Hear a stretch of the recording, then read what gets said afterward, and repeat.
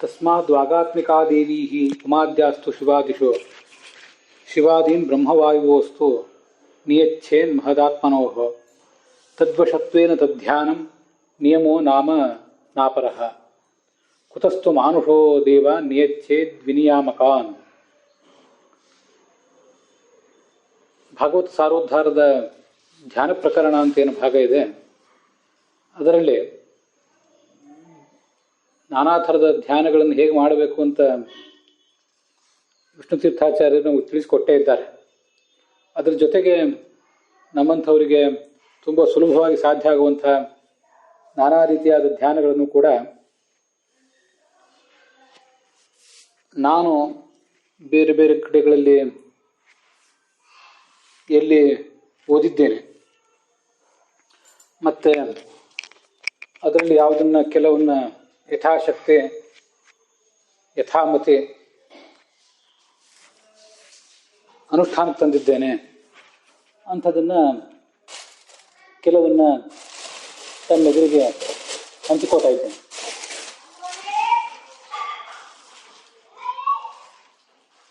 ನಾವು ಈಗಿನ ಹಂತದಲ್ಲಿ ಏನು ಧ್ಯಾನ ಮಾಡ್ತಾ ಇದ್ದೇವೆ, ಮನಸ್ಸಿನ ಪರದೆಯ ಮೇಲೆ ದೀರ್ಘಕಾಲ ಭಗವಂತನ ಅಥವಾ ಇತರ ದೇವತೆಗಳ ಚಿತ್ರವನ್ನು ನಮಗೆ ಮೂಡಿಸ್ಕೊಳ್ಳಿಕ್ಕೆ ಸಾಧ್ಯ ಆದರೆ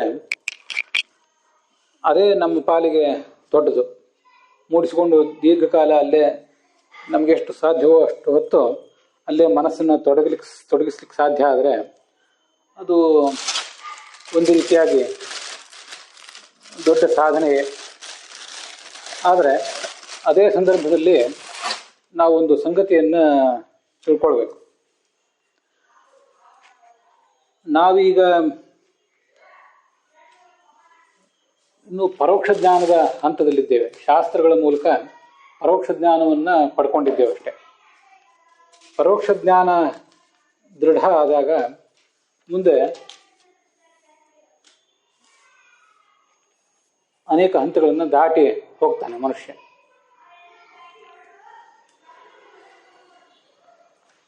ಆ ಪರೋಕ್ಷ ಜ್ಞಾನ ದೃಢ ಆಗಲಿಕ್ಕೆ ಮನನ ಅಂತ ಅನ್ನೋದು ಬೇಕು, ನಿಧಿಧ್ಯಾಸನವೂ ಬೇಕು. ಹೀಗೆ ಪರೋಕ್ಷ ಜ್ಞಾನ ಅನ್ನೋದು ದೃಢವಾದ ಮೇಲೆ ಮಾನಸಾಪರೋಕ್ಷ ಆಗಬೇಕು. ಮನಸ್ಸಿನ ಮೂಲಕವಾಗಿ ಭಗವಂತನ ಸಾಕ್ಷಾತ್ಕಾರ ಅದು ಸ್ಥಿರವಲ್ಲ. ಅದಕ್ಕಾಗಿ ಸ್ವರೂಪದ ಕಣ್ಣಿನಿಂದಲೇ ಭಗವಂತನ ಸಾಕ್ಷಾತ್ಕಾರ ಆಗಬೇಕು. ಇದೆಲ್ಲ ನಾವು ದಾಟಬೇಕಾಗಿರುವಂತಹ ಅನೇಕ ಹಂತಗಳು. ಈಗ ನಾವೇನು ಒಂದು ವಸ್ತುವನ್ನು ನೋಡ್ತೀವಿ ಅಥವಾ ಒಂದು ವ್ಯಕ್ತಿಯನ್ನು ನಮ್ಮ ಕಣ್ಣುಗಳಿಂದ, ಅದನ್ನು ಕಣ್ಣು ಮುಚ್ಚಿಕೊಂಡ್ರೆ ಆ ವಸ್ತುವಿನ ಅಥವಾ ವ್ಯಕ್ತಿಯ ಬಗ್ಗೆ ನಮಗೆ ತೀವ್ರವಾದ ಆದರ ಇದ್ದರೆ ತುಂಬ ಸಹಜವಾಗಿ ಮನಸ್ಸಿನ ಪರದೆಯ ಮೇಲೆ ಅದು ಮೂಡ್ತದೆ. ಅದಕ್ಕೇನು ವಿಶೇಷ ಸಾಧನೆ ಏನು ಬೇಕಾಗಿಲ್ಲ. ಲೌಕಿಕದಲ್ಲಿಯೇ ಮುಳುಗಿದ್ದಂಥ ಅಧ್ಯಾತ್ಮದ ಬಗ್ಗೆ ಏನು ಆಸಕ್ತಿ ಇಲ್ಲದೆ ಇದ್ದವರಿಗೂ ಕೂಡ ತಮಗೆ ಬೇಕಾದ ವಸ್ತು ಮತ್ತು ವ್ಯಕ್ತಿ ಮನಸ್ಸಿನ ಪರದೆಯ ಮೇಲೆ ಬೇಕಂದಾಗ ಅಥವಾ ಬೇಡದೇ ಇದ್ದಾಗಲೂ ಕೂಡ ಆಕಸ್ಮಿಕವಾಗಿಯೂ ಕೂಡ ಮೂಡುವುದೇನು ಕಷ್ಟ ಅಲ್ಲ. ಹಾಗೆ ಮನಸ್ಸಿಗೆ ಆ ಶಕ್ತಿ ಇದ್ದೇ ಇದೆ. ಆ ಶಕ್ತಿಯನ್ನು ನಾವು ಸರಿಯಾಗಿ ಉಪಯೋಗ ಮಾಡಿಕೊಳ್ಬೇಕಾಗಿದೆ. ಭಗವಂತನ ವಿಗ್ರಹಗಳನ್ನು ನಾವೇನು ನೋಡ್ತೇವೆ, ಆ ವಿಗ್ರಹಗಳನ್ನು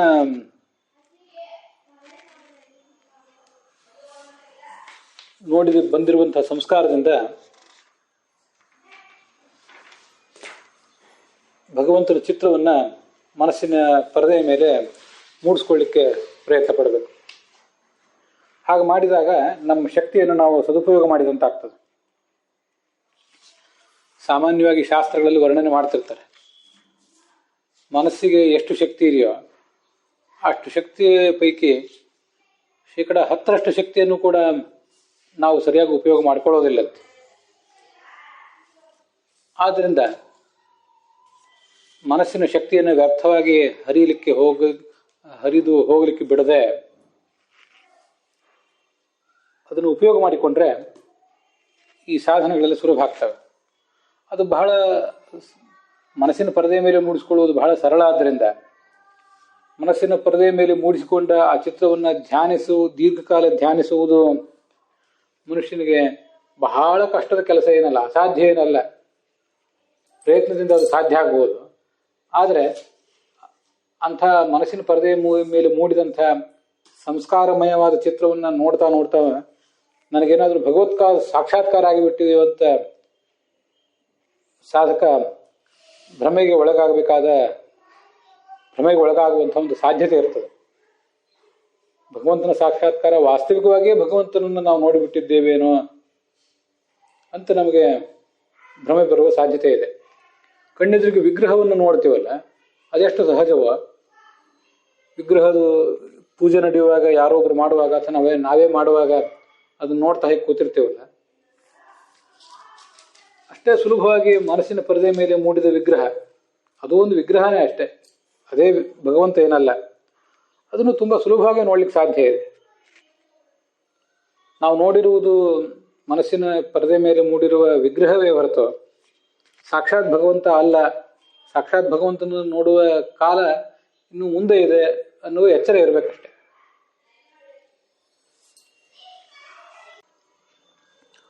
ಮತ್ತೆ ಇಂಥ ಧ್ಯಾನವನ್ನು ಮಾಡ್ಲಿಕ್ಕೆ ಪ್ರಯತ್ನ ಪಡುವವರಿಗೆ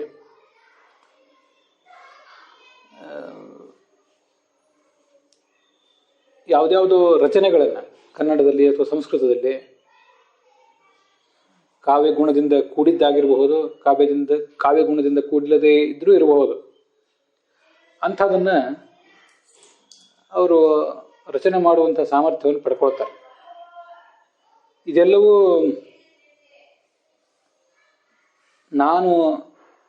ನಾನಾಗಿಲ್ಲದೆ ಇದ್ದಾಗ ಯಾವುದೋ ಶಕ್ತಿ ನನ್ನ ಕೈಯಿಂದ ಮಾಡಿಸಿದೆ, ಅದರಿಂದ ಇದರಲ್ಲಿ ಏನೋ ಒಂದು ಅಗಾಧವಾದ ವೈಶಿಷ್ಟ್ಯ ಇದೆ, ಶಕ್ತಿ ಇದೆ ಅಂತ ಭಾವಿಸುವವರು ಇರ್ತಾರೆ. ಅಂಥವ್ರನ್ನ ಟೀಕಿಸ್ತಾ ಇಲ್ಲ. ಆದರೆ ಈ ಜಗತ್ತಿನಲ್ಲಿ ನಮ್ಮ ಕೈಯಿಂದ ಮತ್ತು ಉಳಿದವರ ಕೈಯಿಂದ ಆಗುವ ತಪ್ಪು ಒಪ್ಪುಗಳೆಲ್ಲವೂ ಕೂಡ ಭಗವಂತನಿಂದಲೇ ಆಗೋದು. ಒಪ್ಪು ಹೇಗೆ ಅವನ ಅನುಗ್ರಹದಿಂದಲೇ ಆಗ್ತದ, ಹಾಗೆ ತಪ್ಪು ಕೂಡ ಅವನ ಪ್ರೇರಣೆಯಿಂದಲೇ ಆಗ್ತದೆ. ನಾವಾಗಿರಲಿಲ್ಲ, ಪರವಶರಾಗಿದ್ದೇವೆ ಅಂತ ತಿಳ್ಕೊಂಡು ಯಾವ ಮಾತುಗಳನ್ನು ಆಡ್ತೇವೆ ಅಥವಾ ಯಾವ ಮಾತುಗಳನ್ನ ಬರೆದಿಟ್ಕೊಳ್ಳಿಕ್ಕೆ ಹೋಗ್ತೇವೆ, ಅವು ಕೂಡ ನಮಗೆ ಪೂರ್ಣವಾದ ಪಕ್ವತೆ ಬಂದಿಲ್ಲದೆ ಹೋದರೆ ಕೇವಲ ಭಗವಂತನ ಪ್ರೇರಣೆಯಿಂದ ಬಂದಿವೆ ಅಷ್ಟೇ, ತಪ್ಪಾಗಿರೋ ಸಾಧ್ಯತೆ ಇದೆ. ಜಗತ್ತಿನಲ್ಲಿ ತಪ್ಪಾದ ಶಾಸ್ತ್ರಗಳು ಕೂಡ, ತಪ್ಪಾದ ಹೇಳಿಕೆಗಳು, ತಪ್ಪಾದ ಅನುಷ್ಠಾನಗಳು ಕೂಡ ಜಗತ್ತಿನಲ್ಲಿ ಹೇರಳವಾಗಿದ್ದೇ ಇವೆ ಅಲ್ಲ. ಹಾಗೆ ನೋಡಿದರೆ ತಪ್ಪಾಗಿರುವುದೇ ಹೆಚ್ಚು, ಒಪ್ಪೇ ಕಡಿಮೆ. ತಪ್ಪಾಗಿರುವ ಆ ಹೆಚ್ಚಿನಲ್ಲೇ ಹೆಚ್ಚಾಗಿ ಏನು ತಪ್ಪಾಗೇ ಇವೆ, ಅದರಲ್ಲೇ ನಮ್ಮದು ಒಂದು ಆಗಿ ಹೋಗಿ ನಮ್ಮನ್ನು, ನಮ್ಮ ಸುತ್ತಮುತ್ತಲಿನವರನ್ನು ಭ್ರಮೆಗೆ ನೂಕುವುದು ಬೇಡ. ಅದ್ರ ಬಗ್ಗೆ ಒಂದಷ್ಟು ಎಚ್ಚರದಿಂದ ಇರಬೇಕು. ನಮಗಾಗಿರುವ ಅನುಭವಗಳನ್ನು ಬಹಳ ಆಳವಾಗಿ ಪರಿಶೀಲಿಸಬೇಕು. ಜ್ಞಾನಿಗಳ ಎದುರಿಗೆ ಅಂಥ ಅನುಭವಗಳನ್ನು ಹಂಚಿಕೊಳ್ಬೇಕು. ಆಗ ನಮಗೆ ನಮ್ಮ ಮೂಲಕ ಬಂದಂಥ ಹೇಳಿಕೆಗಳು, ರಚನೆಗಳು, ನಮ್ಮ ಅನುಭವಗಳು, ಅವುಗಳ ವಾಸ್ತವತೆ ಅರಿವಿಗೆ ಬರ್ಲಿಕ್ಕೆ ಸಾಧ್ಯ. ಇಲ್ಲದೆ ಹೋದರೆ ಅವು ಭ್ರಮೆಗಳಾಗಿರುವ ಸಾಧ್ಯತೆ ಇದೆ. ಕೆಲವು ಬಾರಿ ನಾವು ಶಾಸ್ತ್ರವನ್ನು ತಪ್ಪಾಗಿಯೇ ಅರ್ಥ ಮಾಡಿಕೊಂಡು ಅಥವಾ ತಪ್ಪಾದ ಶಾಸ್ತ್ರಗಳನ್ನು ನಮಗೆ ಯಾರಾದರೂ ಬೋಧನೆ ಮಾಡಿದಾಗ ಅದರಿಂದ ನಾವು ಮಾಡಲಿಕ್ಕೆ ಹೊರಟಿರುವಂಥ ಧ್ಯಾನವೂ ಕೂಡ ತಪ್ಪಾದಂತಹ ಧ್ಯಾನವೇ ಆಗಿರುವ ಸಾಧ್ಯತೆ ಇದೆ. ಮನಸ್ಸಿಗೆ ನಾವು ಏನು ಸಂಸ್ಕಾರಗಳನ್ನು ಕೊಡ್ತೀವೋ, ಏನು ಮನಸ್ಸೊಂದು ಕಂಪ್ಯೂಟರ್ ಇದ್ದ ಹಾಗೆ, ಏನು ಅದರಲ್ಲಿ ಫೀಡ್ ಮಾಡ್ತೀವೋ ಅದನ್ನೇ ಅದು ಡಿಸ್ಪ್ಲೇ ಮಾಡ್ತಾ ಹೋಗ್ತದಷ್ಟೆ. ಆದ್ದರಿಂದ ಅಸತ್ತಾದ್ದನ್ನು ಉಪಾಸನೆ ಮಾಡುವ ಮೂಲಕ ಮನುಷ್ಯ ಹಾಳಾಗಬಾರ್ದು.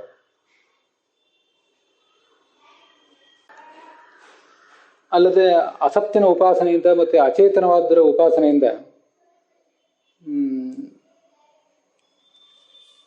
ಅನರ್ಥವೇ ಇದೆ. ಅದರಿಂದ ಏನು ಸಾಧಕನ ಜೀವನದಲ್ಲಿ ಆಧ್ಯಾತ್ಮಿಕ ಅಭಿವೃದ್ಧಿ ಇರೋದಿಲ್ಲ. ಆದ್ದರಿಂದ ಇಂಥ ವಿಷಯಗಳ ಬಗ್ಗೆ ಎಚ್ಚರಿಕೆಯಿಂದ ಇರಬೇಕು. ಭ್ರಮಗಳಿರಬಾರದು. ಅಹಂಕಾರಕ್ಕೆ ಜಾರುವ ಪರಿಸ್ಥಿತಿಯೂ ಇರಬಾರದು. ಅದಕ್ಕಾಗಿ ಈ ವಿಷಯಗಳನ್ನು ಹೇಳಿದೆ. ಅಚೇತನಂ ಅಯೋಗ್ಯಂ ಚ ತಥೈವ ಅತಾತ್ವಿಕಂ ಕ್ವಚಿತ್ ನೋಪಾಸೀತ ಪರೋನರ್ಥಃ ಸ್ಯಾತ್ ತಥಾ ಉಪಾಸನಾಕೃತಃ ದರ್ಭ ಚರ್ಮಾದಯಶ್ಚಾತಃ ದೇವತಾ ಹ್ಯಭಿಮಾನಿನಃ ನ ಹ್ಯಚೇತನಕಂ ಕಿಂಚಿತ್ ಫಲದಂ ಸ್ಯಾತ್ ಕದಾಚನ ಔಷಧಾದಿಷು ಚೈತಸ್ಮಾತ್ ದೇವ ಏವ ಫಲಪ್ರದಾಹ. ಛಾಂದೋಗ್ಯ ಉಪನಿಷತ್ತಿನಲ್ಲಿ ಬರುವಂತಹ ಒಂದು ಸಂಗತಿ.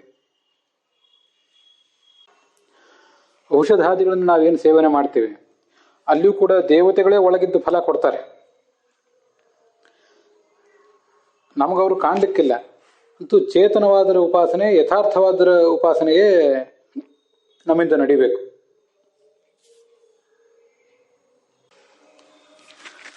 ಆದಿತ್ಯ ಚಂದ್ರಾವನಲಾನಿಲೌ ಚ ದೇವ್ರ್ಭೂಮಿರಾಪೋ ಹೃದಯಂ ವ್ಯಭಶ್ಚ ಅಹಶ್ಚ ರಾತ್ರಿಶ್ಚ ಉಭೇ ಚ ಸಂಧ್ಯೆ ಧರ್ಮಶ್ಚ ಜಾನಾತಿ ನರಸ್ಯ ವೃತ್ತಂ ಅಂತ ಮಹಾಭಾರತದಲ್ಲಿ ಹೇಳಿದಂತೆ, ನಾವು ಮಾಡುವಂಥ ಎಲ್ಲ ರೀತಿಯಾದ ತಪ್ಪು ಒಪ್ಪುಗಳು, ಲೌಕಿಕ ವಿಷಯದಲ್ಲಿ ನಾವು ಎಸಗುವ ತಪ್ಪುಗಳು, ನಾವು ಆಚರಿಸುವ ಒಪ್ಪುಗಳು, ಆಧ್ಯಾತ್ಮಿಕ ಪ್ರಪಂಚದಲ್ಲಿ ಅಧ್ಯಾತ್ಮ ಸಾಧನೆಯಲ್ಲಿ ನಾವು ಮಾಡುವ ತಪ್ಪು ಒಪ್ಪುಗಳು ಎಲ್ಲವನ್ನೂ ಕೂಡ ಭಗವಂತ ಮತ್ತೆ ಎಲ್ಲ ದೇವತೆಗಳು ಗಮನಿಸ್ತಾರೆ. ಸೂರ್ಯ, ಚಂದ್ರ, ಬೆಂಕಿ, ಗಾಳಿ, ಆಕಾಶ, ಪೃಥ್ವಿ, ಭೂಮಿ ಅಂದ್ರೂ ಒಂದೇ, ನೀರು, ನಮ್ಮ ಹೃದಯ, ಯಮ, ಹಗಲು ರಾತ್ರಿ, 2 ಸಂಧ್ಯೆಗಳು, ಇವೆಲ್ಲವೂ ನಮ್ಮ ಎಲ್ಲವನ್ನೂ ಗಮನಿಸ್ತವೆ. ನರಸ್ಯ ವೃತ್ತಂ, ನಮ್ಮ ತಪ್ಪನ್ನು ಗಮನಿಸ್ತವೆ, ಒಪ್ಪನ್ನು ಗಮನಿಸ್ತವೆ. ಅರ್ಥಾತ್ ಅದರೊಳಗಿರುವ ಅಭಿಮಾನಿ ದೇವತೆಗಳು, ಅದರೊಳಗಿರುವಂಥ ಭಗವಂತ ಪ್ರತಿಯೊಂದನ್ನು ಕೂಡ ಗಮನಿಸ್ತಾನೆ. ಆದ್ದರಿಂದ ನಾವು ಮಾಡಿದ ಒಪ್ಪನ್ನ ಹೇಗೆ ಭಗವಂತ ಪ್ರೋತ್ಸಾಹಿಸಿ ನಮ್ಮನ್ನ ಮೇಲಕ್ಕೆ ಕರ್ಕೊಂಡು ಹೋಗ್ತಾನೋ, ಹಾಗೆ ಅದೇ ಸಂದರ್ಭದಲ್ಲಿ ಏನಾದರೂ ತಪ್ಪನ್ನು ಮಾಡಿದಾಗ ಅದಕ್ಕಾಗಿ ಶಿಕ್ಷಿಸ್ತಾನೆ ಕೂಡ ಭಗವಂತ. ಉಪಾಧ್ಯಾಯರಾದವರು ವಿದ್ಯಾರ್ಥಿಗಳನ್ನ ಶಿಕ್ಷಿಸುವುದು ಅವರ ಅಭಿವೃದ್ಧಿಗಾಗಿ, ಅವರನ್ನ ಹಾಳು ಮಾಡಲಿಕ್ಕಾಗಿ ಅಲ್ಲ. ಹೀಗೆ ಪ್ರತಿಯೊಂದನ್ನು ಕೂಡ ಭಗವಂತ, ತತ್ವಾಭಿಮಾನಿ ದೇವತೆಗಳು ನಮ್ಮದನ್ನು ಗಮನಿಸುವುದರಿಂದ ಭಗವಂತನಲ್ಲಿ ನಮ್ಮದಾದಂಥ ಎಲ್ಲವನ್ನೂ ನಾವು ನಿವೇದಿಸ್ಕೋಬೇಕು. ಇಷ್ಟಂ ದತ್ತಂ ಹುತಂ ಜಪ್ತಂ ಅಂತ ಸದಾಚಾರ ಸ್ಮೃತಿ ಹೇಳುವುದು ಅದಕ್ಕಾಗಿ. ಪರಸ್ಮೈ ಸನ್ನಿವೇದಯೇತ್ ಅಂತ. ಇಷ್ಟಂ ನಾವು ಯಜ್ಞ ಮಾಡಿದ್ದನ್ನ, ದತ್ತಂ ದಾನ ಮಾಡಿದ್ದನ್ನ, ಮತ್ತೆ ನಮಗಿಷ್ಟವಾದದ್ದೆಲ್ಲವೂ, ಜಪ್ತಂ ಜಪ ಮಾಡಿದ್ದನ್ನ, ಪೂರ್ತಂ ಯಚ್ಚಾತ್ಮನಃ ಪ್ರಿಯಂ, ನಾವು ಏನೇನು ಮಾಡಿದ್ದೀವೋ ಅದೆಲ್ಲವನ್ನೂ ಕೂಡ ಭಗವಂತನಿಗೆ ಅರ್ಪಿಸ್ಕೋಬೇಕು. ಅರ್ಪಿಸ್ಕೊಂಡಾಗ ಅಲ್ಲಿ ತಪ್ಪುಗಳು ನಿವಾರಿತ ಆಗಿ ಒಪ್ಪಿನ ಮಾರ್ಗದಲ್ಲಿ ಮನುಷ್ಯ ಮುಂದುವರಿತಾನೆ. ಅದಕ್ಕಾಗಿ ಕಾಯೇನ ವಾಚ ಮನಸೇಂದ್ರಿಯರ್ವ ಬುದ್ಧ್ಯಾತ್ಮನಾವಾನುಸೃತ ಸ್ವಭಾವ ಕರೋಮಿ ಯದ್ಯತ್ ಸಕಲಂ ಪರಸ್ಮೈ ನಾರಾಯಣಾಯೇತಿ ಸಮರ್ಪಯಾಮಿ. ಶರೀರದಿಂದ, ಮನಸ್ಸಿನಿಂದ, ಇಂದ್ರಿಯಗಳಿಂದ, ಬುದ್ಧಿಯಿಂದ, ನನ್ನ ಸ್ವಭಾವಕ್ಕನುಸಾರವಾಗಿ ನಾನು ಏನೇನನ್ನು ಮಾಡಿದ್ದೇನೋ ಪರಸ್ಮೈ ನಾರಾಯಣಾಯ, ಇದೆಲ್ಲವನ್ನೂ ಭಗವಂತನ ಪ್ರೇರಣೆಯಿಂದ ಮಾಡಿದ್ದೇನೆ. ಅವನು ಆ ತಪ್ಪುಗಳನ್ನು ನಿವಾರಿಸಿ ಸರಿಯಾದ ಮಾರ್ಗದಲ್ಲಿ ನಮ್ಮನ್ನು ಮುನ್ನಡೆಸಲಿ ಅಂತ ಅವನನ್ನು ಕೇಳಬೇಕು. ಅಸತೋಮ ಸದ್ಗಮಯ ತಮಸೋಮ ಜ್ಯೋತಿರ್ಗಮಯ ಮೃತ್ಯೋರ್ಮ ಅಮೃತಂ ಗಮಯ ಅಂತ ಬೃಹದಾರಣ್ಯಕ ಉಪನಿಷತ್ತಿನಲ್ಲಿ ಹೇಳಿದಂತೆ, ನಮ್ಮ ತಪ್ಪಾದ ಯಾವುದೇ ವಿಚಾರಧಾರೆ, ವಿಚಾರ, ಆಚಾರ ಇದೆಲ್ಲದರಿಂದಲೂ ನನ್ನನ್ನು ಹೊರತಂದು ತಪ್ಪಾದ ಮಾರ್ಗದಿಂದ ಕಾಪಾಡಿ ಸನ್ಮಾರ್ಗದ ಕಡೆಗೆ ಸತ್ ಶಬ್ದವಾಚ್ಯನಾದ ಭಗವಂತನ ಮತ್ತೆ ಮುಖ್ಯ ಪ್ರಾಣನ ಮಾರ್ಗದಲ್ಲಿ ಆ ಸನ್ನಿಧಾನಕ್ಕೆ ನನ್ನನ್ನು ಕರ್ಕೊಂಡು ಹೋಗು. ತಮಸೋಮ ಜ್ಯೋತಿರ್ಗಮಯ, ಅಜ್ಞಾನದಿಂದ ಜ್ಞಾನದ ಕಡೆಗೆ ನನ್ನನ್ನು ಕರ್ಕೊಂಡು ಹೋಗು. ಮೃತ್ಯೋರ್ಮ ಅಮೃತಂ ಗಮಯ, ಮೃತ್ಯು ಅನ್ನುವಂಥ ಸಂಸಾರದಲ್ಲಿ ನಾವು ಈಗ ಸಿಲುಕಿ ಬಿದ್ದಿದ್ದೇವೆ, ನಮ್ಮನ್ನ ಅಮೃತದ ಕಡೆಗೆ ಕರ್ಕೊಂಡು ಹೋಗು ಅಂತ ಹೀಗೆ ಭಗವಂತನನ್ನ ಈ ಮಂತ್ರಗಳಿಂದಲೂ ಕೂಡ ಉಪಾಸಿಸಬೇಕು. ಅಸತ್ಯನ ಕಡೆಯಿಂದ ಸತ್ಯನ ಕಡೆಗೆ ನಮ್ಮನ್ನು ಭಗವಂತ ಕೈ ಹಿಡಿದು ಕರ್ಕೊಂಡು ಹೋಗ್ತಿರುವಂತೆ, ಅಜ್ಞಾನದ ಕಡೆಯಿಂದ ಜ್ಞಾನದ ಕಡೆಗೆ ನಮ್ಮನ್ನ ಕಾಪಾಡಿ ಕರ್ಕೊಂಡು ಹೋಗ್ತಿರುವಂತೆ ಇವೆಲ್ಲವನ್ನು ವಿಜುವಲೈಸ್ ಮಾಡ್ಕೊಳ್ಳಿಕ್ಕೆ, ಕಣ್ಮುಂದೆ ತಂದ್ಕೊಳ್ಳಿಕ್ಕೆ ಪ್ರಯತ್ನ ಪಡಬೇಕು. ಆಗಲೇ ಧ್ಯಾನ ತನ್ನ ಏಕತಾನತೆಯನ್ನು ಕಳ್ಕೊಂಡು ತುಂಬ ಆಸಕ್ತಿದಾಯಕವಾದಂತಹ ಕೆಲಸ ಆಗ್ತದೆ. ಅದರಿಂದ ಮನುಷ್ಯನಲ್ಲಿ ಒಂದು ಬಲವೂ ಕೂಡ ನಿತ್ಯ ನಿತ್ಯ ಸಂಗ್ರಹೀತ ಆಗ್ತದೆ. ಅದಕ್ಕಾಗಿ ಇದನ್ನೆಲ್ಲ ಹೇಳ್ತಿದ್ದೇನೆ. ಕಳೆದ ದಿವಸ ಹೋಮ ಮಾಡುವುದ್ರ ಬಗ್ಗೆ ಒಂದಿಷ್ಟು ಹೇಳಿದೆ. ಭಾಗವತದ 7ನೇ ಸ್ಕಂದದ 14 ಅಥವಾ 16ನೇ ಅಧ್ಯಾಯ ಅದು. ಅಲ್ಲಿ ಕೆಲವು ವಿಷಯಗಳನ್ನು ವರ್ಣನೆ ಮಾಡ್ತಾರೆ ಇಂಥ ಒಂದು ಹೋಮದ ಬಗ್ಗೆ. ಇಂದ್ರಿಯೇಷು ಕ್ರಿಯಾಯಜ್ಞ ಜ್ಞಾನದೀಪೇಶು ಜುಹ್ವತಿ ಇಂದ್ರಿಯಾಣಿ ಮನಸ್ಸೇವಂ ವಾಚಿ ವೈಕಾರಿಕಂ ಮನಃ ತಾಂತು ವರ್ಣ ಸಮಾಮ್ನಾಯೇ ತಮೋಂಕಾರೇ ಸ್ವರೇ ನ್ಯಸೇತ್. ಓಂಕಾರಂ ಬಿಂದುನಾದೇತು ತಂತು ಪ್ರಾಣೇ ಮಹತ್ಯಮಂ ಅಂತ ಆ ಶ್ಲೋಕ. ಸಾಧಕನಾದವನು ಹೇಗೆ ಸಾಧನೆ ಮಾಡಬೇಕು ಅಂದ್ರೆ,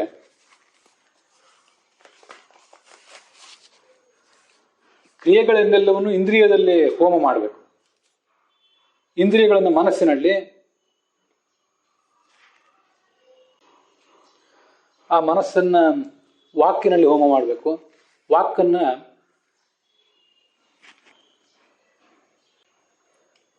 ಓಂಕಾರದಲ್ಲಿ ಹೋಮ ಮಾಡಬೇಕು. ಓಂಕಾರವನ್ನು ಬಿಂದು ನಾದಗಳಲ್ಲಿ ಹೋಮ ಮಾಡಬೇಕು. ಆ ಬಿಂದು ನಾದಗಳನ್ನ ಪ್ರಾಣನಲ್ಲಿ, ಮಹತ್ತತ್ವದ ಅಭಿಮಾನಿಯಾದ ಪ್ರಾಣ ಅಂತ ಅವನಲ್ಲಿ ಹೋಮ ಮಾಡಬೇಕು. ಆ ಮಹತ್ತತ್ವವನ್ನು ಅವ್ಯಕ್ತದಲ್ಲಿ, ಅವ್ಯಕ್ತವನ್ನ ಭಗವಂತನಲ್ಲಿ ಹೋಮ ಮಾಡಬೇಕು ಅಂತ ಬಂದಿರೋದು. ಅದೆಲ್ಲದಕ್ಕೂ ಈ ಹೋಮ ಮಾಡಬೇಕು ಅಂತ ಏನು ಬಂದಿದೆ, ನಿನ್ನೆ ಭಗವದ್ಗೀತೆಯಲ್ಲೂ ಕೂಡ ಬಂತು. ಅದಕ್ಕಾಗಿ ಇದನ್ನು ಹೇಳ್ತಿದ್ದೇನೆ. ಯಾವ ಪುರೋಹಿತರ ಅಗತ್ಯವಿಲ್ಲದೆ, ಬೆಂಕಿಯ ಅಗತ್ಯವಿಲ್ಲದೆ, ಖರ್ಚಿನ ಬಾಬತ್ತಿಲ್ಲದೆ, ಏಕಾಂಗಿಯಾಗಿ ಪ್ರತಿಯೊಬ್ಬರು ಕೂಡ ತುಂಬ ಸರಳವಾಗಿ ಮಾಡಬಹುದಾದಂಥ ಹೋಮಗಳು. ಏಕಾದಶಿ ದಿವಸ ಅಂತ ಅದಕ್ಕೆ ನಿರ್ಬಂಧ ಇಲ್ಲ, ಮತ್ತೆ ಕೃಷ್ಣಾಷ್ಟಮಿ ನಿರ್ಬಂಧ ಇಲ್ಲ. ಯಾವ ಕಾಲದಲ್ಲಿಯೂ ಮಾಡಬಹುದಾದಂಥ ಹೋಮಗಳು. ಅದಕ್ಕಾಗಿ ಇಂಥ ಹೋಮಗಳನ್ನೆಲ್ಲ ನಾವು ನಮ್ಮ ಕಣ್ಮುಂದೆ ತಂದ್ಕೊಂಡು, ನಾವು ಮಾಡ್ತಿರೋ ಹೋಮವನ್ನು ಕಣ್ಮುಂದೆ ತಂದ್ಕೊಂಡು ಅದರ ಅಂತರಾರ್ಥವನ್ನು ತಿಳ್ಕೊಳ್ಬೇಕು. ಯಜ್ಞಾಭಿಮಾನಿನಃ ಅದಕ್ಕೆ ಅರ್ಥ ಏನು? ಯಜ್ಞವನ್ನ ಇಂದ್ರಿಯಗಳಲ್ಲಿ ಹೋಮ ಮಾಡುವುದು ಅಂದ್ರೆ ಏನರ್ಥ? ಯಜ್ಞಾಭಿಮಾನಿ ದೇವತೆಗಳು ಅಂತಿದ್ದಾರೆ. ಈ ಹಿಂದೆ ಅದನ್ನು ಭಾಗವತ್ ಸಾರೋದ್ಧಾರದಲ್ಲೇ ಹೇಳಿದ್ದೆ. ಪುಷ್ಕರನಿಂದ ಪ್ರಾರಂಭ ಮಾಡಿಕೊಂಡು ಎಲ್ಲರೂ ಕೂಡ ಯಜ್ಞಾಭಿಮಾನಿ ದೇವತೆಗಳೇ. ಎಲ್ಲರೂ ನಮ್ಮಿಂದ ಯಜ್ಞ ಮಾಡಿಸ್ತಾರೆ. ಜೀವನವೆಂಬ ಯಜ್ಞಕ್ಕೆ ಔಪಾಸನ, ವೈಷ್ಣುದೇವ, ವಾಜಪೇಯ, ಅಶ್ವಮೇಧ, ರಾಜಸೂಯ, ಶಾಂತಿಕರ್ಮ, ಪುಷ್ಟಿಕರ್ಮ, ಹೋಮಗಳು, ಸಂಧಿ ಶಾಂತಿಗಳು, ಅದಕ್ಕಾಗಿ ಮಾಡುವಂತಹ ಹೋಮಗಳು ಎಲ್ಲವೂ ಕೂಡ ಏನು ಹೋಮಗಳಿವೆ, ಯಜ್ಞಗಳಿವೆ, ಹವನಗಳಿವೆ. ಅದಕ್ಕೆಲ್ಲದಕ್ಕೂ ಕೂಡ ಎಲ್ಲ ದೇವತೆಗಳು, ಪರಮಾತ್ಮ ಅದಕ್ಕೆ ನಿಯಾಮಕ, ಉಳಿದೆಲ್ಲರೂ ಕೂಡ ಅದಕ್ಕೆ ಅಭಿಮಾನಿಗಳು. ಅಂತೂ ಪುಷ್ಕರನವರೆಗೆ ಏನು ಅಭಿಮಾನಿಗಳಿದ್ದಾರೆ ಅವರೆಲ್ಲರೂ ಕೂಡ ಇಂದ್ರಿಯಾಭಿಮಾನಿ ದೇವತೆಗಳ ಅಧೀನರು ಅಂತ ಚಿಂತನೆ ಮಾಡಬೇಕು. ಇಂದ್ರನವರೆಗೆ ದೇವರಾಜನಾದ ಇಂದ್ರ ಏನಿದ್ದಾನೆ, ಆ ಇಂದ್ರಿಯ ಮನದ ಸ್ಥೂಲ ಮನಸ್ಸಿನ ಅಭಿಮಾನಿ ದೇವತ. ಯಜ್ಞಾದಿ ಸಾಧನೆ ಮನಸ್ಥೂಲಂತೋ ವಾಸವಃ, ಸ್ಥೂಲ ಮನದ ಅಭಿಮಾನಿ ದೇವತೆ ಅವನು. ಶಕ್ರೋ ಯಜ್ಞಾದಿ ಕರ್ಮಣಿ, ಯಜ್ಞವನ್ನು ಮಾಡ್ಲಿಕ್ಕೆ ಬೇಕಾದಂತಹ, ಜೀವನವೆಂಬ ಯಜ್ಞವನ್ನು ಮಾಡ್ಲಿಕ್ಕೆ ಬೇಕಾದಂತಹ ಒಂದು ಮಹತ್ವದ ಅಭಿಮಾನ, ಪಾತ್ರ, ಅನುಗ್ರಹ ಅವನಿದೆ ನಮ್ಮ ಜೀವಮಾನದಲ್ಲಿ. ಸ್ಥೂಲ ಮನಸ್ಸಿನ ಅಭಿಮಾನಿ, ಯಜ್ಞಾದಿ ಕರ್ಮಗಳನ್ನು ಮಾಡ್ಲಿಕ್ಕೆ ಬೇಕಾದ ಶ್ರದ್ಧಾ ಕೊಡುವವನು, ಮತ್ತೆ ಕೈಯ ಅಭಿಮಾನಿ ದೇವತೆ. ಹೀಗೆ ವಿಶಿಷ್ಟವಾದ ಸ್ಥಾನ ಆ ಇಂದ್ರಂದು. ಆ ಇಂದ್ರನಲ್ಲಿ ಈ ಇಂದ್ರಿಯಾಭಿಮಾನಿ ದೇವತೆಗಳನ್ನ, ಅವನಿಗಿಂತ ಕೆಳಗಿನ ಎಲ್ಲ ದೇವತೆಗಳನ್ನು ಇಂದ್ರನ ಅಧೀನರು ಅಂತ ಚಿಂತನೆ ಮಾಡಬೇಕು. ಇಂದ್ರನಲ್ಲಿ ಅವರನ್ನು ಹೋಮ ಮಾಡ್ಬೇಕಂತ. ಇದೆಲ್ಲ ಇಲ್ಲಿ ಚಿಂತನ ಅಂದ್ರೆ ಇದೆಲ್ಲ ಧ್ಯಾನವೇ. ಕಾಠಕೋಪನಿಷತ್ನಲ್ಲೂ ಕೂಡ ಇಂಥದೊಂದು ಭಾಗ ಬಂದಿದೆ. ನಾನು ಈ ಭಾಗವತ್ ಸಾರೋದ್ಧಾರದಲ್ಲಿ ಏನು ಧ್ಯಾನದ ಬಗ್ಗೆ ಹೇಳ್ತಿದ್ದೇನೆ, ಕೆಲವನ್ನ ನನ್ನ ಸ್ಮರಣದಿಂದ ಹೊರಗೆ ತಗೊಂಡು ಬರ್ತಾ ಇದ್ದೇನೆ. ಕೆಲವೊಂದು ಇದೇ ಸಂದರ್ಭದಲ್ಲಿ ನಾನು ಬೇರೆ ಪಾಠಗಳನ್ನು ಮಾಡುವಾಗ, ಅಧ್ಯಯನ ಮಾಡುವಾಗ ಏನು ವಿಷಯಗಳು ಕಂಡು ಬಂದಿರ್ತವೆ, ಅವುಗಳನ್ನು ಇಲ್ಲಿ ಜೋಡಿಸ್ಕೋತಾ ಇದ್ದೇನೆ. ಅಣುಭಾಷ್ಯ ಪಾಠ ಮಾಡ್ತಿದ್ದೆ, ಅಲ್ಲಿ ಬಂದಿರುವ ಕಾಠಕೋಪನಿಷತ್ತಿನ ಒಂದು ಮಾತು, ಅದು ಕೂಡ ಇಂಥದೇ ಒಂದು ಧ್ಯಾನದ ಬಗ್ಗೆ ಹೇಳ್ತದೆ. ಅದನ್ನು ಕೂಡ ಇಲ್ಲಿ ಮುಂದೆ ನಾನು ಹೇಳುವನಿದ್ದೇನೆ. ಆ ಮನೋಭಿಮಾನಿಯಾದ ಇಂದ್ರ ವೇದಾಭಿಮಾನಿನಿಯಾದ ವಾಗಭಿಮಾನಿನಿಯಾದಂಥ ಪಾರ್ವತೀ ದೇವಿಯ ಅಧೀನ ಚಿಂತನೆ ಮಾಡಬೇಕು. ಅವಳು ರುದ್ರನ ವಶಳು ಅಂತ ಚಿಂತನೆ ಮಾಡಬೇಕು. ರುದ್ರನಲ್ಲಿ ಅವಳನ್ನು ಹೋಮ ಮಾಡಬೇಕು. ಆ ರುದ್ರ ಅಕಾರ ಉಕಾರ ಮಕಾರಗಳ ಓಂಕಾರದ 3 ಅವಯವಗಳ ಅಭಿಮಾನಿ. ಅಂಥ ಅಕಾರ ಉಕಾರ ಮಕಾರಗಳ ಅಭಿಮಾನಿಯಾದ ರುದ್ರನನ್ನ ಶೇಷನ ಅಧೀನ ಅಂತ ಚಿಂತನೆ ಮಾಡಿ ಶೇಷನಲ್ಲಿ ಹೋಮ ಮಾಡಬೇಕು. ಇದೇ ಆ ಚಿಂತನ, ಅದೇ ಹೋಮ, ಅದೇ ಉಪಾಸನ. ಅವನು ಶೇಷ ಓಂಕಾರದ ಅಭಿಮಾನಿ. ಬಿಂದು ಅಕಾರ, ಈ ಓಂಕಾರಕ್ಕೆ ಅಕಾರ ಉಕಾರ ಮಕಾರ ನಾದ ಬಿಂದು ಕಲಾ ಶಾಂತ ಅತಿಶಾಂತ ಅಂತ 8 ಅವಯವಗಳಿವೆ. ವಾಸ್ತವಿಕವಾಗಿ ಅನಂತ ಅವಯವಗಳಿವೆ. ತ್ರಿಮಾತ್ರ ಮಾಜಿತ ಕೃತ್ವ ಯಾವಚ್ಚ ಅನಂತ ಮಾತ್ರಕಃ ಪ್ರಣವಾಸ್ತೆ ವಿಭೇದೇನ ಅನಂತಾ ಪರಿಕೀರ್ತಿತ ಅಂತ ಭಾಗವತ ತಾತ್ಪರ್ಯದಲ್ಲಿ ಬಂದಿದೆ. ಕನಿಷ್ಠ 3 ಅವಯವಗಳು ಅಕಾರ ಉಕಾರ ಮಕಾರಗಳು, 8 ಅಕಾರ ಉಕಾರ ಮಕಾರ ನಾದ ಬಿಂದು ಕಲಾ ಶಾಂತ ಅತಿಶಾಂತ ಅಂತ. ಇದಲ್ಲದೆ ಇನ್ನೂ ಅನೇಕ ಅವಯವಗಳಿವೆ. ಅದನ್ನೆಲ್ಲ ಇಲ್ಲಿ ಶಾಸ್ತ್ರದಲ್ಲಿ ನಮಗೆ ಹೇಳಿಲ್ಲ, 8ರವರೆಗೆ ಮಾತ್ರ ಹೇಳಿದ್ದಾರೆ. ಅದರಲ್ಲಿ ಆ ಬಿಂದು, ಅದರ ಅಭಿಮಾನಿನಿಯಾದ ಸರಸ್ವತಿಯ ಭಾರತೀಯ ಅಭಿಮಾನಿ ರುದ್ರ ಅಂತ ಚಿಂತನೆ ಮಾಡಬೇಕು. ಶೇಷ ಸರಸ್ವತಿ ಭಾರತೀಯರ ಅಭಿಮಾನಿ ಅಂತ ಚಿಂತನೆ ಮಾಡಬೇಕು, ಅಧೀನ ಅಂತ ಚಿಂತನೆ ಮಾಡಬೇಕು. ಮೂಲಸ್ಥ ನಾದ ರೂಪಾಯ, ಆ ಸರಸ್ವತಿಯ ಒಂದು ರೂಪ ಬಿಂದುವಿಗೆ ಅಭಿಮಾನಿ, ಅವಳದೇ ಮತ್ತೊಂದು ರೂಪ ನಾದದ ಅಭಿಮಾನಿ.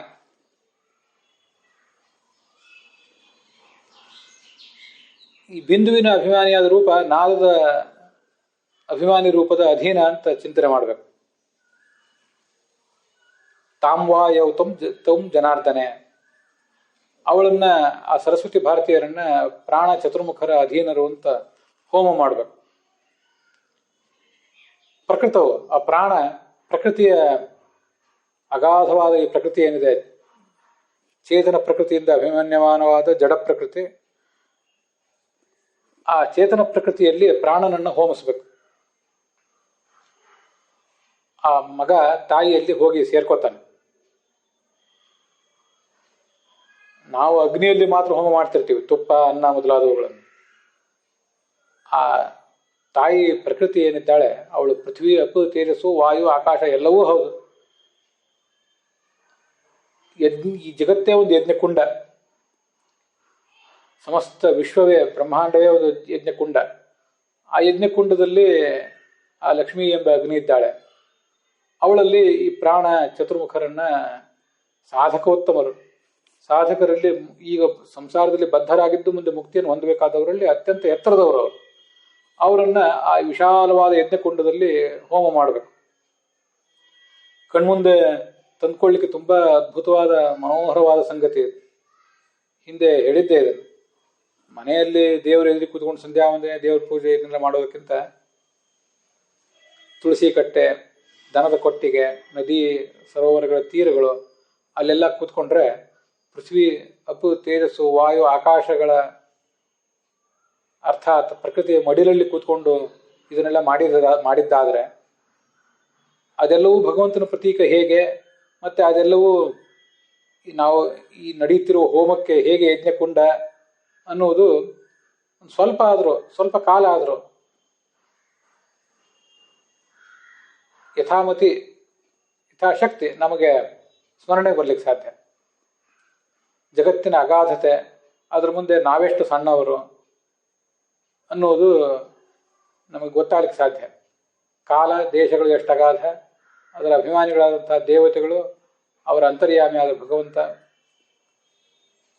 ಅವನ ಸಾಕಾಷ್ಠ ಸಾ ಪರಾಗತಿ ಅಂತ ಕರೆಸ್ಕೊಂಡಿರುವ ಆ ಎತ್ತರ ನಮಗೆ ಅವಾಗ ಮನವರಿಕೆ ಬರಲಿಕ್ಕೆ ಸಾಧ್ಯ.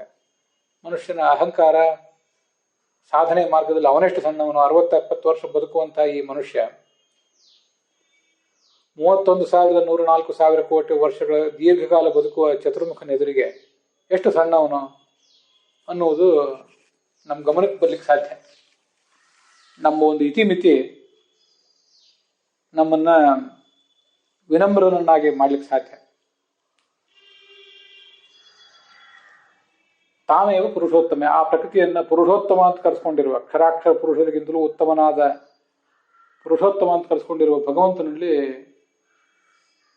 ಹೋಮ ಮಾಡಬೇಕು, ಅವನ ಅಧೀನ ಇವಳು ಅಂತ ಚಿಂತನೆ ಮಾಡಬೇಕು. ಇದು ಭಾಗವತ ತಾತ್ಪರ್ಯದಲ್ಲೇ ಬಂದದ್ದು. ಕಾಟಕ ಉಪನಿಷತ್ನಲ್ಲೂ ಕೂಡ 1ನೇ ಅಧ್ಯಾಯದ 3ನೇ ವಲ್ಲಿಯಲ್ಲಿ 10ರಿಂದ 14ರವರೆಗೆ 13ರವರೆಗೆ ಮಂತ್ರಗಳಿವೆ. ಇಂದ್ರಿಯಕ್ಕಿಂತಲೂ ಇಂದ್ರಿಯಭ್ಯ ಪರಾಶ್ಯರ್ಥ ಅರ್ಥೇಭ್ಯಶ್ಚ ಪರಮ್ಮನಃ ಅಂತ ಆ ಶ್ಲೋಕಗಳು. ಇಂದ್ರಿಯಕ್ಕಿಂತ ಅರ್ಥ ಶ್ರೇಷ್ಠ. ಒಂದು ಕಡೆ ನಾವೀಗ ಭಾಗವತ ತಾತ್ಪರ್ಯದಲ್ಲಿ ನೋಡಿದಾಗ ಪಾರ್ವತಿಯನ್ನ ವೇದಾಭಿಮಾನಿನಿ ಅಂತ ನೋಡಿದ್ವಿ. ಯಚ್ಛೇದ್ವಾಂಗ್ಮನಸಿ ಪ್ರಾಜ್ಞ ಅನ್ನುವ ಕಾಟಕೋಪನಿಷತ್ತು ಕೂಡ ಅವಳನ್ನು ವಾಗಭಿಮಾನಿನಿ ಅಂತ ಹೇಳ್ತದೆ. ಅವಳು ಅರ್ಥಾಭಿಮಾನಿಯೂ ಹೌದು. ಗಂಧಕ್ಕೆ ಪಾರ್ವತಿ ಅಭಿಮಾನಿನಿ, ಮತ್ತೆ ಮಿಥುನಾನಂದ ದಂಪತಿಗಳ ನಡುವೆ ಮೈಥುನ ನಡೀತದೆ, ಅದರ ಆನಂದಕ್ಕೆ ಅವಳೇ ಅಭಿಮಾನಿನಿ. ಹೀಗೆ 5 ಕರ್ಮೇಂದ್ರಿಯಗಳು, 5 ಜ್ಞಾನೇಂದ್ರಿಯಗಳಿವೆ. ಅದರಿಂದ ತಿಳಿಯಲ್ಪಡುವ 5 ವಿಷಯಗಳಿವೆ. 5 ಕರ್ಮೇಂದ್ರಿಯಗಳಿಗೆ ದೇವತೆಗಳಿದ್ದಾರೆ. ಅವರೆಲ್ಲರೂ ಕೂಡ 10 ಕರ್ಮೇಂದ್ರಿಯಗಳಿಗೆ, 5 ಜ್ಞಾನೇಂದ್ರಿಯಗಳಿಗೆ ದೇವತೆಗಳಿದ್ದಾರೆ. ಅವರೆಲ್ಲರೂ ಕೂಡ ಅರ್ಥಾಭಿಮಾನಿ ದೇವತೆಗಳಾದಂಥ ಈ ಸುಪರ್ಣಿ, ವಾರುಣಿ ಮತ್ತು ಪಾರ್ವತಿ ಇವರ ಅಧೀನರಾಗಿದ್ದಾರೆ. ನಮ್ಮ ಕೈಯಿಂದ ಆ ಕೆಲಸಗಳನ್ನೆಲ್ಲ ಮಾಡಿಸ್ತಾರೆ ಅವರು. 5 ಕರ್ಮೇಂದ್ರಿಯಗಳು, 5 ಜ್ಞಾನೇಂದ್ರಿಯಗಳ ಮೂಲಕ ನಡೆಯುವ ಕಾರ್ಯಗಳಿಗೆ ಅವರೇ ಅಭಿಮಾನಿಗಳಾಗಿದ್ದಾರೆ. ಮತ್ತು ಇವರು ಮನೋಭಿಮಾನಿಗಳಾದ ರುದ್ರಶೇಷ ಗರುಡರ ಅಭಿಮಾನಿಗಳಾಗಿದ್ದಾರೆ.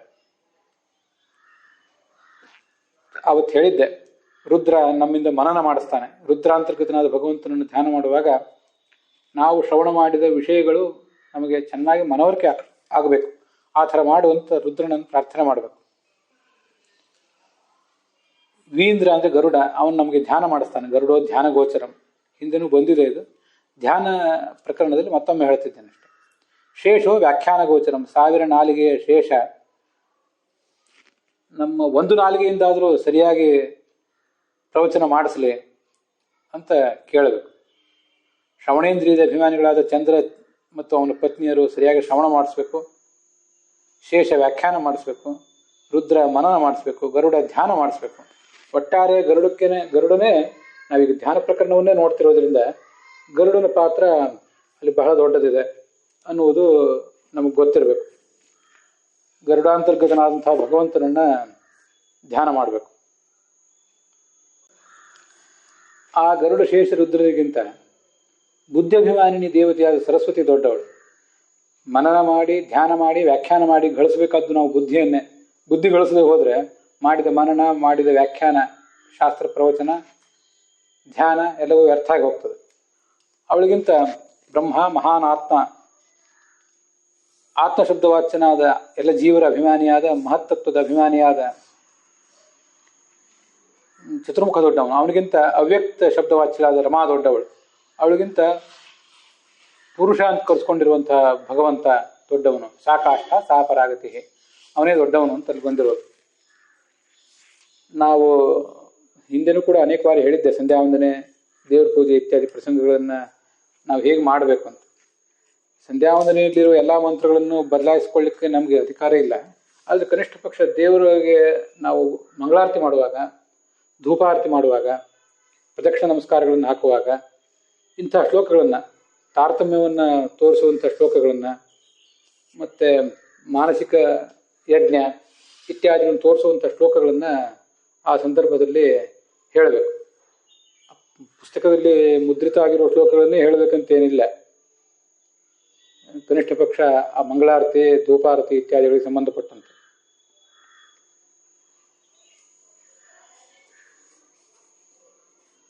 ಅಲ್ಲೇ ಒಂದು ಶ್ಲೋಕ ಇದೆ ಕಾಟಕೋಪನಿಷತ್ನಲ್ಲಿ, ಏಷ ಸರ್ವೇಷು ಭೂತೇಷು ಗೂಢೋತ್ಮಾನ ಪ್ರಕಾಶತೆ ದಿಶ್ಯತೆ ತ್ವಗ್ಗೆಯ ಬುದ್ಧಿಯ ಸೂಕ್ಷ್ಮಯ ಸೂಕ್ಷ್ಮದರ್ಶಿಭಿ.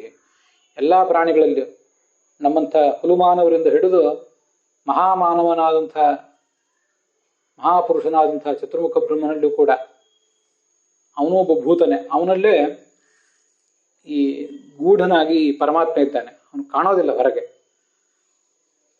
ತುಂಬ ಸೂಕ್ಷ್ಮವಾದ ಬುದ್ಧಿಯಿಂದ, ಶ್ರೇಷ್ಠವಾದ ಬುದ್ಧಿಯಿಂದ ಯಾರು ಅವಲೋಕನ ಮಾಡ್ತಾರೆ, ಅದೊಂದು ವ್ಯಾಖ್ಯಾನದಲ್ಲಿ ಹಾಗೆ ಹೇಳ್ತಾರೆ, ಶ್ರವಣ ಮನನ ನಿಧಿಧ್ಯಾಸನಗಳನ್ನು ರೂಢಿಸಿಕೊಂಡು ಭಗವಂತನ ಅನುಗ್ರಹದಿಂದ ಸೂಕ್ಷ್ಮವಾದ ಪದಾರ್ಥಗಳನ್ನು ನೋಡುವ ಶಕ್ತಿಯನ್ನು ಯಾರು ಪಡೆದಿದ್ದಾರೆ ಅವರಿಗೆ ಭಗವಂತ ಕಾಣ್ತಾನೆ ಅಂತ. ಅಲ್ಲಿ ಬರುವ ಶ್ಲೋಕ ಇದು. ಇನ್ನೊಂದು, ಯಚ್ಛೇದ್ ವಾಂಗ್ ಮನಸಿ ಪ್ರಾಜ್ಞ ತದ್ಯಚ್ಛೇದ್ ಜ್ಞಾನ ಆತ್ಮನೇ ಜ್ಞಾನಮಾತ್ಮನಿ ಮಹತಿ ತದ್ಯಚ್ಛೇದ್ ಶಾಂತ ಆತ್ಮನಿ ಅಂತ, ಶಾಂತ ಆತ್ಮನಿ ಅಂತ.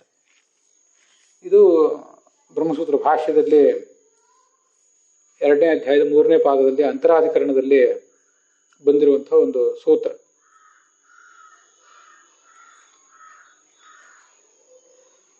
ತಸ್ಮಾತ್ ವಾಗಾತ್ಮಿಕಾ ದೇವಿ, ಹಿಂದೆ ಪಾರ್ವತಿಯನ್ನ ಅರ್ಥಾಭಿಮಾನಿ ಅಂತ ಹೇಳಿದರು. ಅವಳು ವಾಗಾತ್ಮಿಕಳು ಹೌದು, ವೇದಾತ್ಮಕಳು ಹೌದು. ವಾಗಾತ್ಮಿಕರಾದ ದೇವತೆಯರನ್ನ, ಅರ್ಥಾತ್ ಸುಪರ್ಣಿ ವಾರುಣಿ ಪಾರ್ವತಿಯರನ್ನ ಗರುಡಶೇಷ ರುದ್ರದ ಅಧೀನರು ಅಂತ ಚಿಂತನೆ ಮಾಡಬೇಕು. ಅವರಿಬ್ಬರು ಬ್ರಹ್ಮವಾಯುಗಳ ಅಧೀನರು ಅಂತ ಚಿಂತನೆ ಮಾಡಬೇಕು. ನಿಯಚ್ಛೇತ್, ಅವರನ್ನು ನಾವು ನಿಯಮನ ಮಾಡಬೇಕು ಅಂತಿದೆ. ನಾವು ನಿಯಮನ ಮಾಡುವುದು ಅಂದ್ರೆ ಏನರ್ಥ? ತದ್ವಶತ್ವೇನ ತದ್ಧ್ಯಾನಂ, ಪಾರ್ವತಿಯು ಶಿವನ ಅಧೀನಳು ಅಂತ ಧ್ಯಾನ ಮಾಡುವುದು. ಅದೇ ಇಲ್ಲಿ ನಿಯಮಿಸುವುದು ಅಂದ್ರೆ.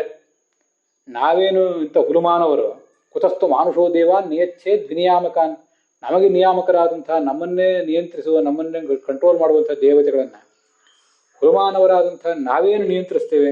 ಅದರಿಂದ ನಾವು ನಿಯಂತ್ರಿಸುವುದು ಅಂದ್ರೆ ಕೆಳಗಿನ ದೇವತೆ ಮೇಲಿನ ದೇವತೆ ಅಧೀನ ಅಂತ ಚಿಂತಿಸುವುದು, ಧ್ಯಾನಿಸುವುದು ಅಂತಿದೆ. ಅದಕ್ಕೆ ಧ್ಯಾನ ಪ್ರಕರಣದಲ್ಲಿ ಇದನ್ನು ಕೂಡ ತಗೊಂಡೆ. ತವು ರಮಾಯ, ಮಹತ್ತತ್ವದ ಅಭಿಮಾನಿಗಳಾದ ಜೀವಾಭಿಮಾನಿಗಳಾದಂತಹ ಚತುರ್ಮುಖ ಮತ್ತು ಪ್ರಾಣರನ್ನ ರಮಾದೇವಿಯ ಅಧೀನರಂತನು, ಪರಾನಂದೇ ವಿಷ್ಣುವು ಪರಮಾತ್ಮನೇ ತಾಮ್, ಪರಮಾತ್ಮನ ಅಧೀನಳು ಅಂತ ಅವಳನ್ನ ನಾವು ನಿಯಮಿಸಬೇಕು, ಅರ್ಥಾತ್ ಧ್ಯಾನ ಮಾಡಬೇಕು. ಇಂಥದ್ದು ಭಾಗವತದಲ್ಲೂ 1ನೇ 2ನೇ ಸ್ಕಂದಗಳಲ್ಲೂ ಹೇಗೆ ಧೃತರಾಷ್ಟ್ರ ಮಾಡಿದ, ಹೇಗೆ ಯುಧಿಷ್ಠಿರ ಮಾಡಿದ ಅಂತೆಲ್ಲ ಬೇಕಾದಷ್ಟು ಕಡೆ ವರ್ಣನ ಇದೆ. ಅಲ್ಲಿ ಬಂದಿರುವಂಥ ಕೆಲವು ಸಂಗತಿಗಳನ್ನ ಈಗ ತಮ್ಮೆದುರಿಗೆ ಹಂಚಿಕೊಂಡಿದ್ದೇನೆ. ಇದರಿಂದ ಆಗುವ ಲಾಭಗಳೇನು ಅಂದರೆ, ಈಗಾಗಲೇ ನಾನು ಹೇಳಿದೆ, ಒಂದು ಏಕತಾನತೆ ಬರದೆ ಧ್ಯಾನ ಅನ್ನುವ ಪ್ರಕ್ರಿಯೆ ಆಮೂಲಾಗ್ರವಾಗಿ ಒಂದು ಚೇತೋಹಾರಿಯಾದಂಥ ಕ್ರಿಯೆ ಆಗ್ತದೆ. ಯಾವಾಗ ನಿತ್ಯ ಆ ಸಮಯ ಬಂದಿತ್ತು, ನಾನು ಯಾವಾಗ ಈ ಧ್ಯಾನವನ್ನು ಮಾಡಿಯೇನೋ ಅಂತ ಮನುಷ್ಯ ಸಾಧಕನಾದವನು ಕಾಯ್ತಾ ಇರ್ತಾನೆ. ಧ್ಯಾನದ ಕಾಲ ಸರಿದು ಹೋಗಿದ್ದೇ ಗೊತ್ತಾಗೋದಿಲ್ಲ. ಮತ್ತೆ ಶಾಸ್ತ್ರದಲ್ಲಿ ನಾವು ಅಧ್ಯಯನ ಮಾಡಿ ಶ್ರವಣ ಮಾಡಿ ಏನನ್ನ ಕೇಳಿರ್ತೇವೆ, ಕೇಳಿದ್ದೆಲ್ಲವೂ ಇಂಥ ಧ್ಯಾನಗಳಲ್ಲಿ ನಮಗೆ ಆಚರಣೆಗೆ ಬಂದರೆ ಆ ಕೇಳಿದ್ದು ಮರೆಯೋದಿಲ್ಲ, ಕೇಳಿದ್ದು ಸಾರ್ಥಕ ಆಗ್ತದೆ. ಇಲ್ಲದೇ ಇದ್ರೆ ಕೇಳಿದ್ದೊಂದು ಬೇರೆನೇ ಸಮಯ, ಅದೊಂದು ವಿಷಯನೇ ಬೇರೆ, ನಾವು ಧ್ಯಾನ ಮಾಡುವುದೊಂದು ವಿಷಯನೇ ಬೇರೆ. ಬರೇ ಒಂದು ರೂಪವನ್ನು ಧ್ಯಾನ ಮಾಡ್ತಾ ಮಾತ್ರ ನಾವು ಕಾಲ ಕಳೆದು ಬಿಟ್ರೆ ನಮಗದು ಎಲ್ಲ ರೀತಿಯಿಂದ ಉಪಯೋಗ ಆಗಲಿಕ್ಕಿಲ್ಲ. ರೂಪದ ಮೇಲೆ ಮನಸ್ಸನ್ನು ಕೇಂದ್ರೀಕರಿಸಬಾರ್ದು, ಕಾನ್ಸಂಟ್ರೇಟೆಡ್ ಮಾಡಬಾರ್ದು ಅಂತ ಹೇಳಲಿಲ್ಲ. ಅದೊಂದನ್ನೇ ಮಾಡೋದಕ್ಕಿಂತ ಹೀಗೂ ಮಾಡಿದರೆ ಹೆಚ್ಚು ಸಾಧನೆ ಆಗ್ತದೆ. ಅದಕ್ಕಾಗಿ ಇದನ್ನ ತಮ್ಮೆದುರಿಗೆ ಹಂಚಿಕೊಂಡಿದ್ದೇನೆ. ಮತ್ತು ಏನು ಸಾಧ್ಯ ಆಗ್ಬೋದು ಅದನ್ನು ಕೂಡ ಹೇಳುವ ಪ್ರಯತ್ನ ಮಾಡ್ತೇನೆ.